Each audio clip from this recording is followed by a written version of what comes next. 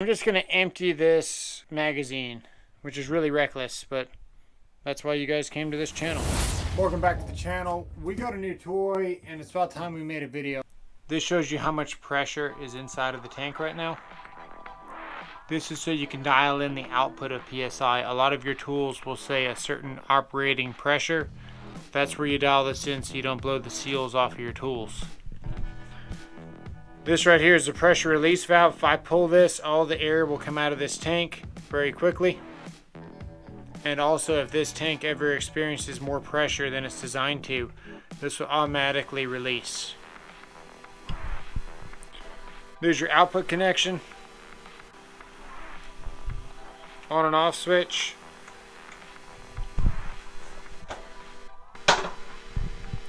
This is where the battery can go. As you can see, there's almost no size limit in battery because there's nothing surrounding this area to stop you from putting a larger battery inside.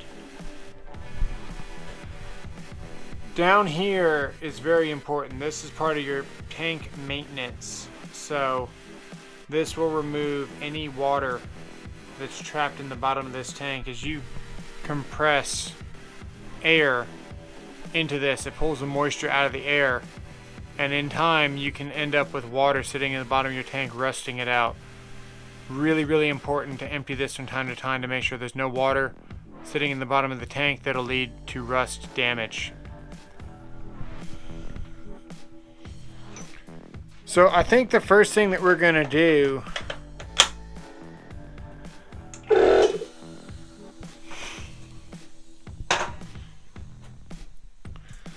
we're going to get all the air out of this. That way you can see how long it takes for this to fill all the way up. And we're going to watch it real time. It's going to be loud.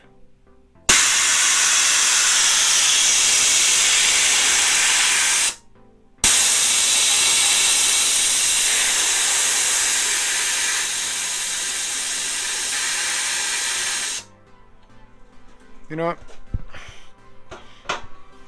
We're going to open this up. It's faster.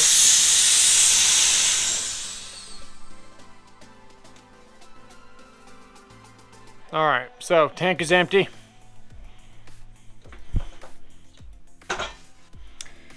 Let's turn it on.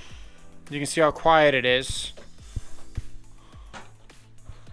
And I'll show you how fast it fills itself back up. This battery is fully charged, and it's a power stack. All right, let's see what we got.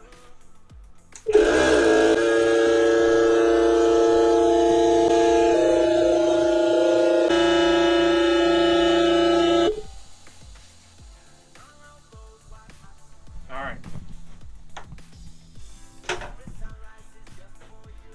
We are just over 120 psi.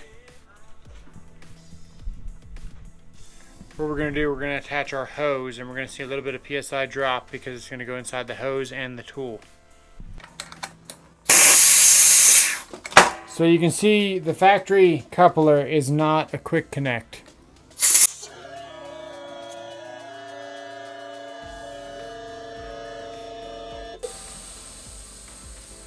Alright, so we're going to count that as one fill up. Now that's not from dead empty.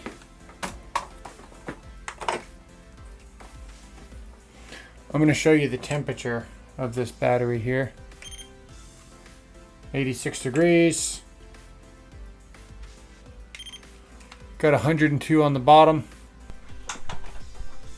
This is cedar. Here we go.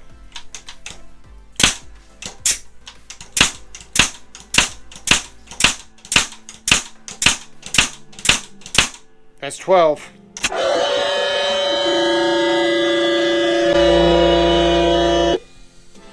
Okay, not bad. Let's go another 13, I think.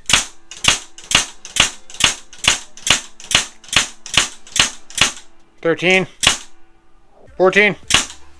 15.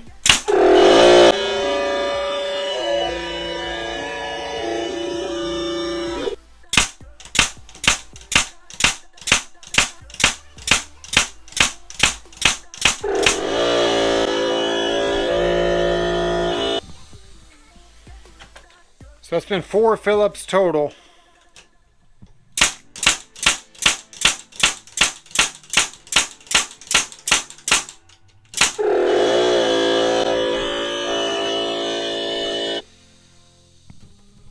That's 5 and a dead empty.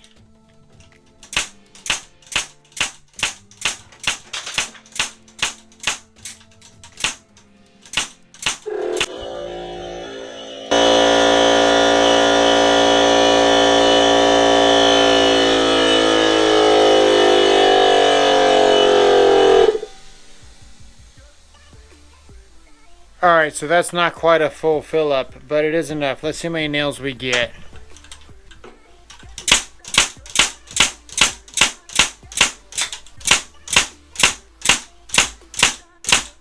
That's 15 there.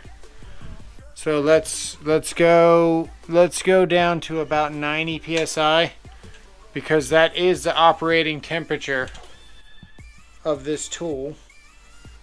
Oh no, this says 70. 70 to 120.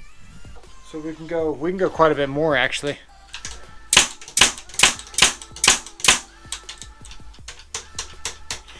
We're out of nails.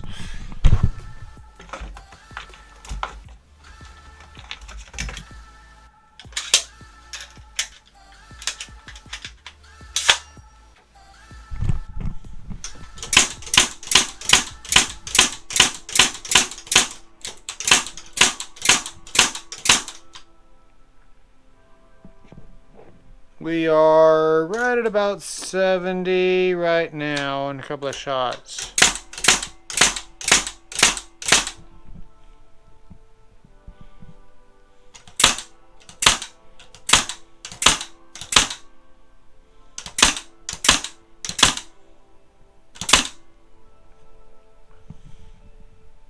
We're getting close to 60. We're going to go ahead and stop. 120. And 101.3. Really not too bad. Now let's air this thing up. We're going to use this battery now.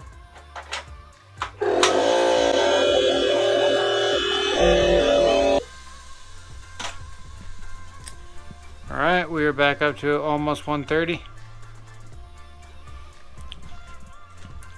Now we're going to run this guy. This is a little bit bigger, uses more power. Should be about 13 shots and then it's going to start to recharge.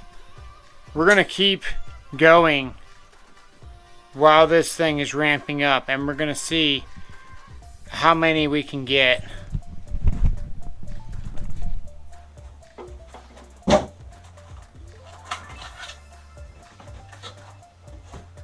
So this tool is going to use more power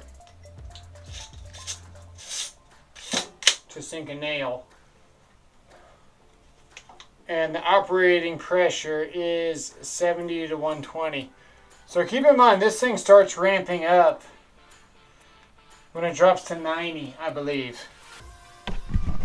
So we're going to see, we're going to get about 11 shots. It's going to start to ramp up. And then I'm just going to empty this magazine, which is really reckless, but that's why you guys came to this channel. Here we go.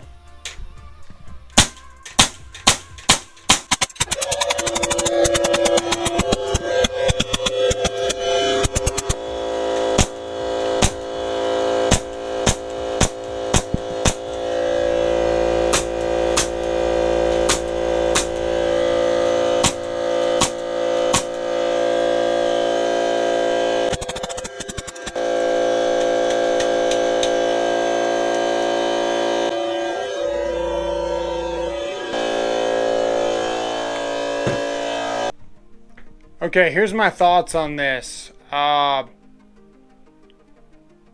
these nails are flush. I mean, minus the some that bounced around, but that's cedar.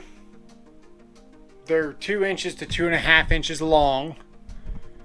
We ran 2 full magazines almost of nails on battery power, back to back to back, like a crazy person.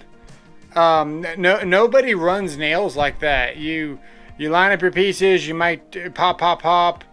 You know, get your tape measure, make a cut, pop, a couple more. You're not just back to back. We're not roofing here with this thing. We're not building a fence with this thing. Although I'm curious, maybe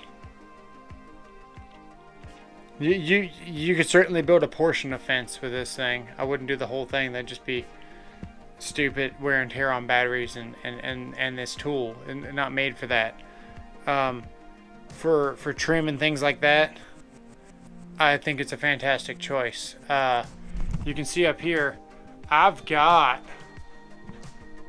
a lot of pneumatic nailers. Now, I've also got a lot of battery powered nailers, but one thing is in common with all my battery powered nailers is that they all don't work right.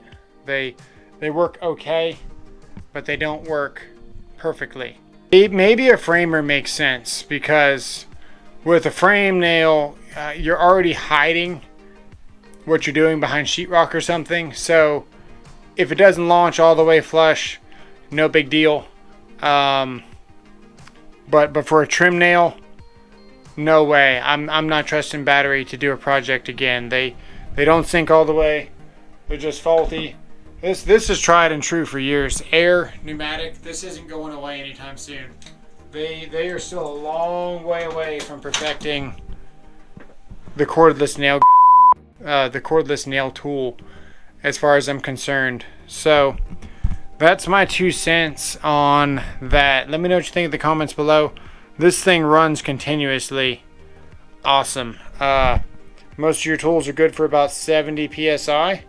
So you'll notice with that full magazine that we had, we never went beyond 70. We went through a whole magazine of nails. So this thing ramps up fast enough to where it can maintain back-to-back consecutive nails and still maintain about 70 psi, which in my book is plenty. You don't need anything else.